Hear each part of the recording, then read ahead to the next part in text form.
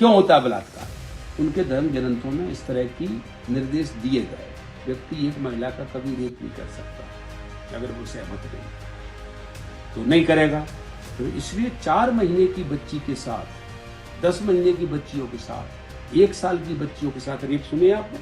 राहुल गांधी इस समय मध्य प्रदेश के दौरे पर हैं, लेकिन इसी बीच कांग्रेस के एक विधायक ने महिलाओं को लेकर एक घिनौना बयान दिया है। भाजपा ने इस मुद्दे को महिलाओं और दलित आदिवासी समाज के खिलाफ हमला करार देते हुए कांग्रेस से कड़ी कार्रवाई की मांग की है, लेकिन राहुल गांधी इसी विधायक के साथ इंदौर में दिखाई दिए। आइए समझते हैं इस पूरे विवाद की पूरी कहानी, बयान के हर पहलू को विस्तार से। तो मध्य प्रदेश के भांडेर से कांग्रेस विधायक फूल सिंह बरैया ने महिलाओं के खिलाफ बेहद आपत्तिजनक और घृणित बयान देकर पूरे देश में विवाद खड़ा कर दिया है। ये लिखा है कि इस जाति के साथ सहवास करने पर ये तीर्थ का फल मिलेगा। उनका ये वीडियो तेजी से वायरल हो रहा है, जिससे सोशल मीडिया पर तूफान आ गया है। इस वीडियो में बरैया बलात्कार को लेकर अपना तथाकथित सिद्धांत समझाते हुए दिखाई देते हैं। जरा सुनिए बरैया ने क्या कहा। इंडिया में सबसे ज्यादा रेप किसके होते हैं? शेड्यूल कास्ट, शेड्यूल ट्राइब और मोस्ट ओबीसी होते हैं। तो मेरा कहने का मतलब है, रेप की थ्योरी ये है कि कोई भी कैसी भी दिमाग का आदमी रास्ते में जा रहा है, उसे खूबसूरत अगर लड़की दिखी, सुंदर, अति सुंदर, तो उसका ब्रेन है वो इधर वो विचलित हो सकता है, तो रेप हो सकता है। आदिवासी में कौन सी अति सुंदर स्त्री है? एससी की कौन सी अति सुंदर स्त्री है? मोस्ट ओबीसी में ऐसी स्त्रियां सुंदरियां हैं। क्यों होता है बलात्कार? उनके धर्म ग्रंथों में इस तरह की निर्देश दिए गए। हिंदू धर्म ग्रंथों में? हाँ, उनके ग्रंथों में। अब हिंदू है कि नहीं है, मैं उनके ऊपर मुझे कुछ नहीं कहना, उनके ग्रंथों में। तो मेरा कहने का तात्पर्य यह है कि जब व्यक्ति ये काम करेगा, कि जैसे उसमें लिखा है एक जगह, चांडाली तू स्वयं काशी, प्रयाग चरमकारणी, अयोध्या पुक्षी प्रोक्ता, रजकी मथुरा मता, चांडाल। तो बरैया जी, आप कहते हैं कि अगर कोई पुरुष रास्ते में जाते हुए किसी अति सुंदर लड़की को देख ले तो उसका दिमाग विचलित हो सकता है और बलात्कार जैसी घटना हो सकती है। पहला सवाल यही है, क्या बलात्कार अपराधी की मानसिकता और उसकी आपराधिक सोच का नतीजा नहीं होता? क्या कानून, समाज और नैतिकता ये मानते हैं कि किसी महिला की सुंदरता अपराध का कारण बन सकती है? अगर ऐसा है तो फिर बदसूरत समझी जाने वाली महिलाओं, बुजुर्गों और बच्चियों के साथ होने वाले बलात्कार को आप कैसे समझाएंगे? आप आगे कहते हैं कि भारत में सबसे ज्यादा बलात्कार अनुसूचित जाति, अनुसूचित जनजाति और अन्य पिछड़ा वर्ग की महिलाओं के साथ होते हैं। यह आंकड़ा आप किस आधार पर बता रहे हैं? क्या आपके पास इसके लिए कोई आधिकारिक डेटा है या फिर ये सिर्फ एक धारणा है? और अगर ये सच मान भी लिया जाए तो क्या इसकी वजह उनकी सामाजिक स्थिति, कमजोर सुरक्षा व्यवस्था और सत्ता असंतुलन नहीं है? इसके बाद आप एक और गंभीर सवाल उठाते हैं कि इन वर्गों में अति सुंदर महिलाएं नहीं हैं, फिर भी बलात्कार क्यों होते हैं? यहाँ सवाल ये है कि आपको ये तय करने का अधिकार किसने दिया कि किसी जाति या समुदाय की महिलाएं सुंदर है या नहीं? सुंदरता का पैमाना क्या है? जाति, रंग, पहनावा या आपकी निजी सोच? क्या ये बयान सीधे तौर पर एक पूरे समाज की महिलाओं का अपमान नहीं करता? अब जरा आगे सुनिए। तो अब वो नहीं जा पाता उस तीर्थ को, उन धर्म ग्रंथों में जो लिखा है नहीं जा पा रहा, तो घर बैठे विकल्प क्या दिया गया है? घर बैठे इनकी औरतों को पकड़ करके सहवास कर दो तो फल मिल जाएगा। तो कोई तैयार हो जाएगा इसके लिए? तो क्या करेगा फिर?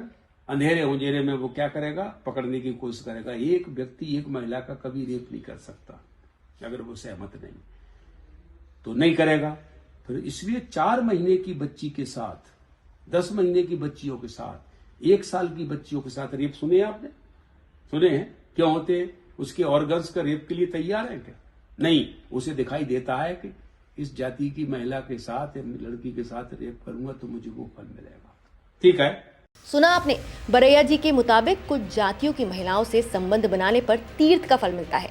तो अब सवाल ये है कि कौन सा धर्म, कौन सा ग्रंथ और कौन सा श्लोक ऐसी अमानवीय सोच को बढ़ावा देता है? अगर ऐसे संदर्भ वाकई मौजूद हैं, तो क्या वो आज के संविधान, कानून और मानवाधिकारों से ऊपर हो सकते हैं? और अगर नहीं, तो फिर उन्हें सार्वजनिक मंच पर दोहराने की जरूरत ही क्या है? फूल सिंह बरैया यहाँ तक कहते हैं कि जो व्यक्ति तीर्थ नहीं जा सकता, उसके लिए ये एक तरह का विकल्प बताया गया है।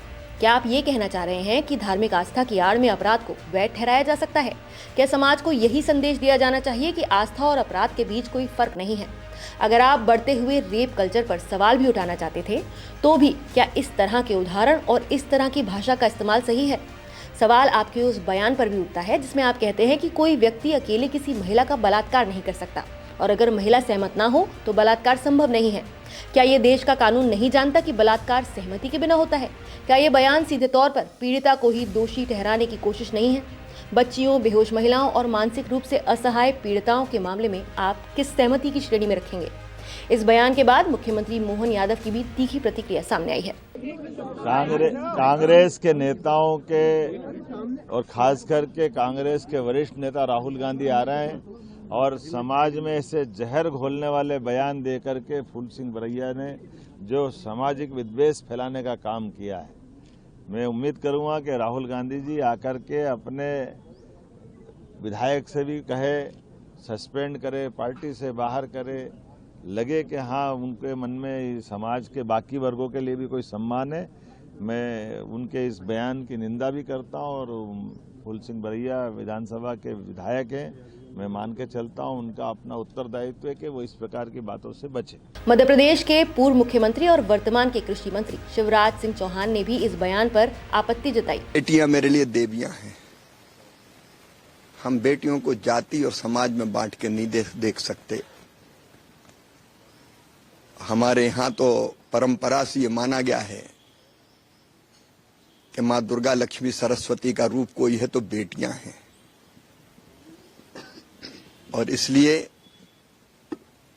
किसी भी नेता हो या अन्य कोई व्यक्ति हो,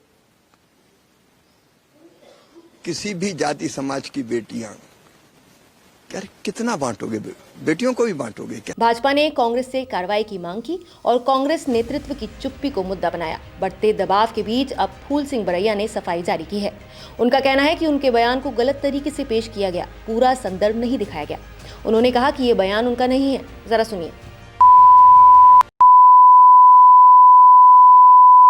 इनके साथ समागम से इन तीर्थों का फल प्राप्त होता है, ऐसा बोला है कि उन्होंने। हरिमोहन झा फिलॉसफी के HOD हैं बिहार के। कहा कि 4 वर्ष की बच्ची के साथ जब रेप होता है, क्या 4 वर्ष की बच्ची के साथ रेप होता है तो लगता है कि वो बच्ची के ऑर्गन्स रेप के योग्य हैं, तो आखिर क्यों होता है? रेप कभी ऐसे कभी जैसे अकेले में कहीं कोई सिरफरा मिल जाए, कहीं कोई लड़की मिल जाए, खूबसूरत लड़की मिल जाए और उस लड़की को वो छेड़ सकता है अकेले में, और कहीं छेड़ने के ज्यादा भी छेड़ सकता है। ये बात मेरी हुई थी। अच्छा, तो हालांकि इस तरह की सफाई के बावजूद सवाल ये है कि क्या संदर्भ का तर्क ऐसे बयानों को सही ठहरा सकता है? जब देश बलात्कार जैसे अपराधों पर सख्त कानून, संवेदनशील भाषा और पीड़िता केंद्रित न्याय की बात कर रहा है, तब जनप्रतिनिधियों से अपेक्षा और ज्यादा बढ़ जाती है। सफाई चाहे जितनी भी दी जाए, बयान की भाषा और उसका प्रभाव अपनी जगह कायम रहता है। ये पूरा प्रकरण कांग्रेस के लिए सिर्फ एक राजनीतिक संकट नहीं है, बल्कि नैतिक परीक्षा भी है। फिलहाल आप इस पूरे मुद्दे पर क्या कहना चाहेंगे, हमें कमेंट करके जरूर बताइए।